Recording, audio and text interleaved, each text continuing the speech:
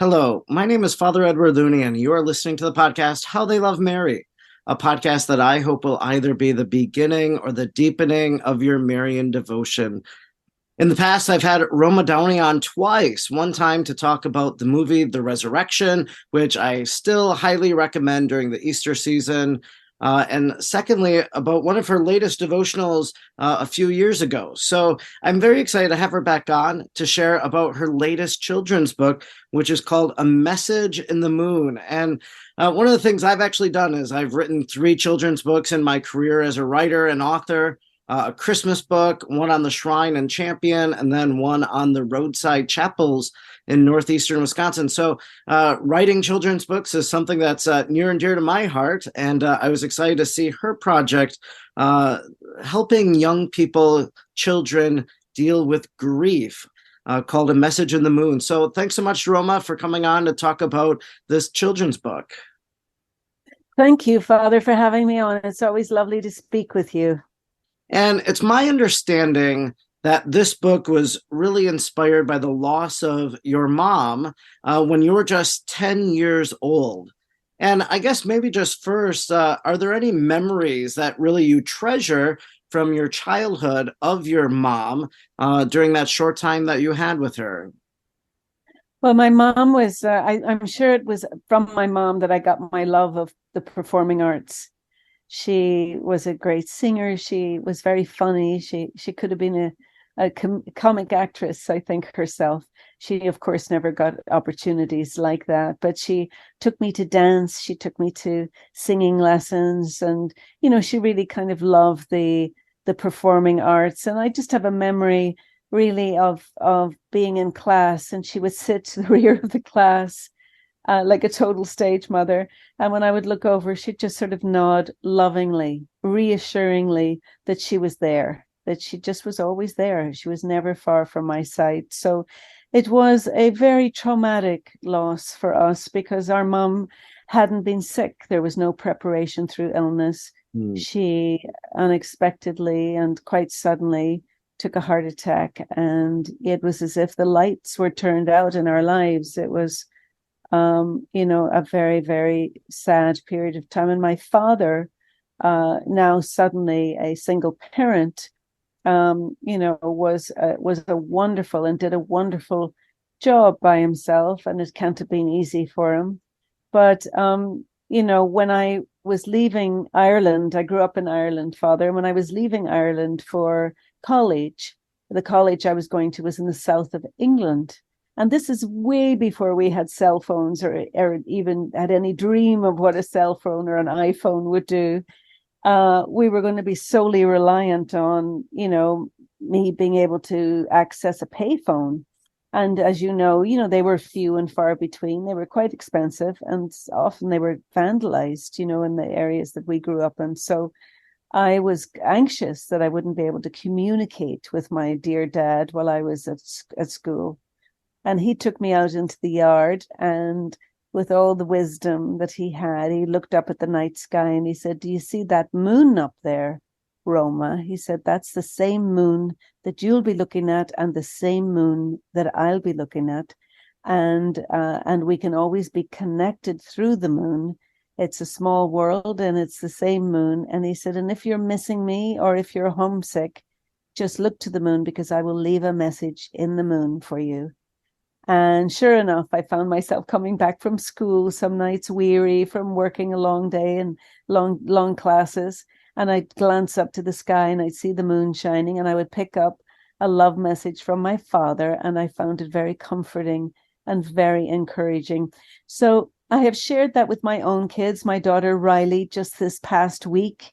When we had a super moon in the sky, she took a photograph of the moon from where she was and sent it to me with a simple text that said, "Mom, I left you a message in the moon." So it's kind of become a thing in our family. I'm hoping with the publication of my new children's book, A Message in the Moon, that maybe it will become a tradition in families everywhere, that the moon can stand as a reminder that we belong to each other, that we're all connected, and not to forget that we're not alone. We we and to help maybe alleviate any little separation anxieties that little kids get when mom and dad have to leave for any reason. When it comes to this message in the moon, and your father saying this when you're going off, moving away, that you could leave a message for him, he'll get it. Of course, how that happens, but we just know that someone has left us a message in that way, in a sense. But I'm wondering, inspired by your mother's passing at such a young age, have you left a message for her in the moon? Is that some sort of practice or a grief practice that you've had? It's funny you should ask me that, because I have, over the years, I have left a lot of messages for her. In fact, and for my father as well, because unfortunately, while I was in my last year at university, my father died. And I was almost afraid to look at the moon, to be honest, because, I'd been so used to getting his messages. I'd so often imagined him looking at the moon and missing me as I was missing him. But I needn't have been afraid, because, in that special way that love can transcend even death, I still pick up my father's messages from the moon. He's leaving them to me from the other side of the moon. And, the moon has no light source. Remember, the moon is only a reflection of the sun. And so I like to imagine, in my whimsical children's book way, that if the moon is receiving all of these love messages from all of us all around the world, that the moon will do what she does best. And that is that she will reflect that love back to us, and that the moonlight kind of becomes like love light, if you would. And that again is just part of this great reminder that we are all connected. I mean, if you think in a way of God, of our loving God being the sun, he's the source, right? He's the source of all life, all love, and that we are being asked to reflect him in our lives. And so I love symbolism. I love weaving that through my work, all of my work, Father, from my early days starring on CBS hit Touched by an Angel, right through the bigger productions. You mentioned Resurrection. I produced the Bible miniseries. I produced the movie Son of God. This has been recurring themes in my work. I am a storyteller, and the stories I want to tell are stories of hope, stories that uplift, stories that inspire. And for this particular project, I have, moved into the world of children. It's not one that I've visited often, but I just felt this calling in my heart, this story that I've lived with my whole life, because it was my own truth. And I wanted to share it in such a way, in a child appropriate way, that it would maybe help alleviate any little anxieties of separation that little children get. And I would be remiss if I didn't give a call out to Holly Haddam, who's our marvelous, talented illustration queen of the illustration. She did such a beautiful job illustrating my book. Children's storybooks are reliant on beautiful, colorful pictures to bring them to life. And she came alongside me, and it was a very sweet collaboration indeed. One of my early books was a book called Box of Butterflies, and it was kind of a spiritual memoir, but in it I speak of the butterfly being significant for its, miraculous transformation, but also because right after my mom died, we saw a little butterfly up at the cemetery, and my dad said, "Sure, that would remind you there of your mother's spirit." So in the same way that I would associate the moon with my father's love, I would always associate the butterfly with my mother's. And so when Holly and I were brainstorming about how we were going to illustrate the love that was being left at the moon, what would the love look like? Would it be a color? Would it be a sweeping light? I suggested to her that it might show up as a butterfly. And if you look through the pages of her beautiful drawings, you will see that these little tiny butterflies are flying from the person who's leaving the message up and around the moon. And it's just a way to, just to illustrate that a love message has gone up there. And when the love message is returned, they act like little hugs from heaven. And I've included, Father, at the end of the book, a prayer. My experience growing up an Irish Catholic in Ireland. My father would read to me, of course, when I was going to sleep at night, but we'd also always end the evening with a nighttime prayer. And I have loved the tradition of that. I hope that that's a tradition that families are still keeping alive. I don't know. I did it with my kids, and we kept the tradition alive too of reading, but my kids were raised just before the digital age exploded. But I personally love the feel of a book. I love turning the pages. And I just, really encourage parents listening and grandparents listening to, to pick up not just my book, but any book, and start to make a habit of reading with your little one at night. And it can be such a lovely shared experience, time together, and it's very special. And, as parents out there, we know that the time goes so fast and they grow up so quick. So, whatever we can do to enjoy the moment while we have it. Well, it's so interesting how, some of these images have come full circle. So the idea of the butterfly and how the butterfly can be incorporated into this story. And, some of the other images, of course, just the moon and the sun, as you were talking, and how the sun is an image of God, of Jesus. But then I think, as a Marian theologian, and we see this so often, how the moon, we always say that Mary is really the moon. And sometimes you see Mary standing on the moon. So even in your little book for children, this isn't probably an intention of you, but I see there a Marian referent there just because of the moon. So it's beautiful how our faith can become a part of it. I don't know, Father, if you've seen any of those photographs. When the full moon comes out, people take these photographs and they make it look like they're holding the moon, in their hands. They're very clever the way they position the moon. So I saw one just recently that took my breath away. It was so beautiful. It was the Christ the Redeemer statue in Rio, and, with Jesus with his arms outstretched. And then it was the photograph where they had positioned this gigantic, beautiful, full supermoon, and Jesus is just holding the moon in his hands. And it made me think of that song that we sang as children. He's got the whole world in his hands. You remember that one? For sure. Yeah. But anyway, I had such a lovely time here. I obviously I wrote the book for the kids. But it was when you're working on something, you have to sit in the energy of it, whatever it is, whatever you're doing.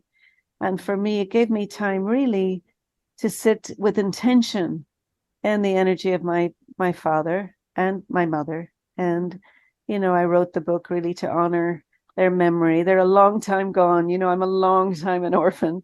I don't know that you can get to be my age and still think of yourself as an orphan, but there's not a day goes by that I don't think of them and that I don't miss them. And, and so that early empathy and compassion that grew in my heart because I was someone who had experienced loss at such a young age.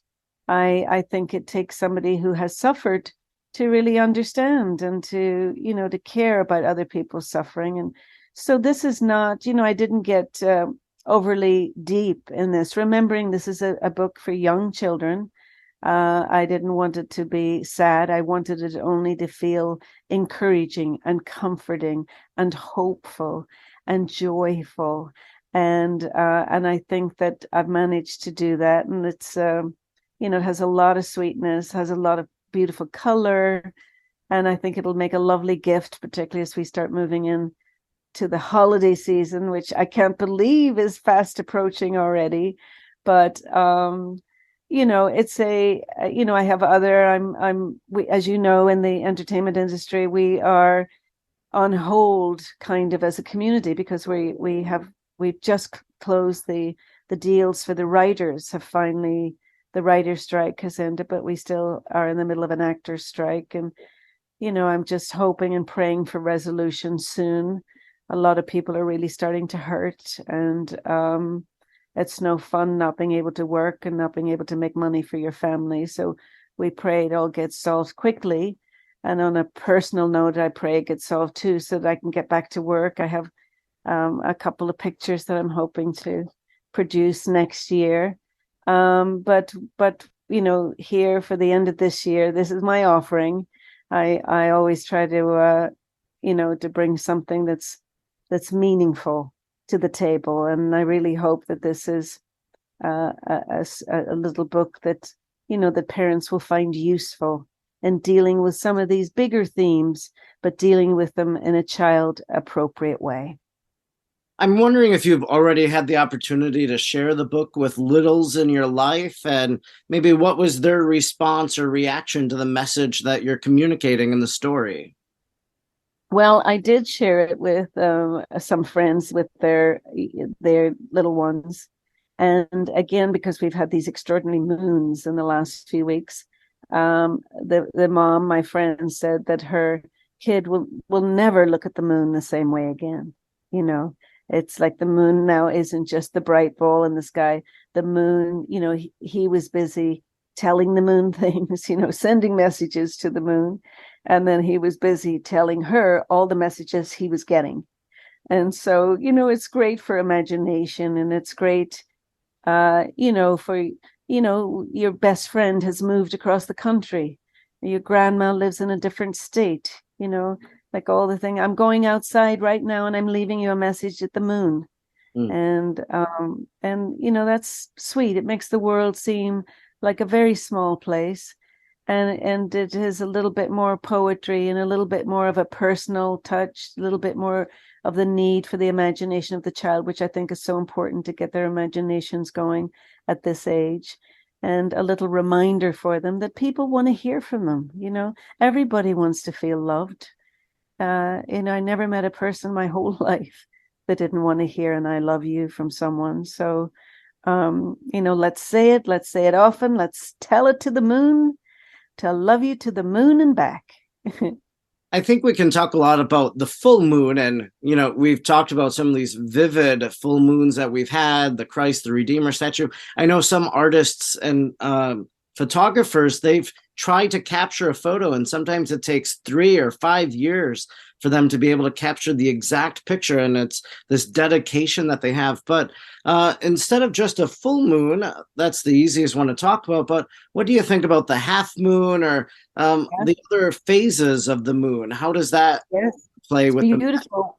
Well, I think, for me, I think today, actually, I was going to the gym, Father, and it was about 8 o'clock this morning, and there was a moon still in the sky, like a half moon, I guess, where the moon is waning currently.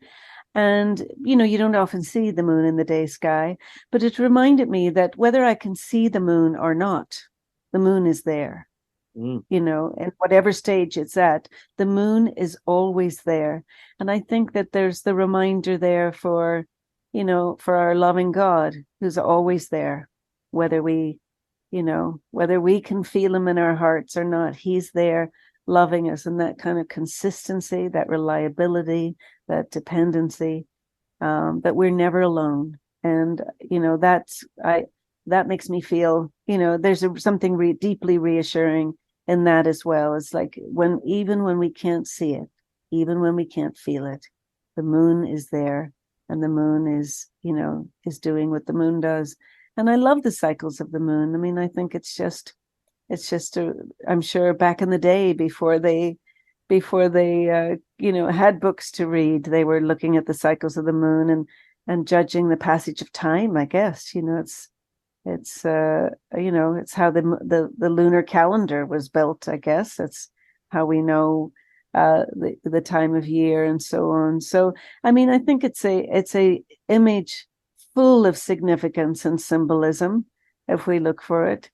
There's it's got and Holly's drawings, particularly our cover, she's created a moon that feels like it's glowing. It feels like it's alive, and sort of wrapped in these very sweet little butterflies. It's the book has a lot of charm, and a lot of that has to do with her drawings. I can't take any credit for that part of it. She did a marvelous job. And, I think I, pulled together a nice little rhyme that will be a fun experience to read with grandkids and kids. And as I say, I'm really hoping that people can put down the phone for a little bit and pick up a book, this book and other books, your children's books and my children's books, and start reading to your kid. It's not just that it starts a love of reading for them, but it's quality time together in a shared experience. And I think that's I love my phone, don't get me wrong. But I think that's one of the things that we can start to lose with each other is real connection and real communication, because we're all spending so much time on our phones. And I think reading together with a small child is a lovely, lovely experience. A Message in the Moon is Roma Downey's latest project, a children's book. It's available now. And if people want to get their hands on a copy, where do you recommend they buy it online? Where is it available? It's available now online. I mean, I personally shop at Amazon, but it's wherever books are sold, it's going to be available. And so I'd appreciate it if if people have been interested in this little story, and that they pick it up for a child they love, or a child they know, or the child of a neighbor. Giving the gift of a book is a lovely thing. We have in our neighborhood out here, Father, now I live in Southern California, so we get nice weather pretty much all of the time. But there's like a little mobile library that's set up just outside somebody's house, and they encourage you to take a book or leave a book. And it's just there for people walking by. It's like a little free, it's like 3 shelves just on the street. Obviously, if that was in Ireland, those books would need to be underneath a very good rain protected roof. Here, it doesn't matter so much, but I just love the idea of that, that you can pick up a book and leave a book, and, or books in the library. But this book can be purchased. Yes, you could jump on Amazon right now and order it, and you will be delivered of it at the beginning of next week. And I encourage you, please, to do so. Well, it's a beautiful story, and I look forward to whatever project you work on next and a future collaboration with you. So thanks so much for joining me on the podcast today. Thanks, Father Looney, and I'll see you next time.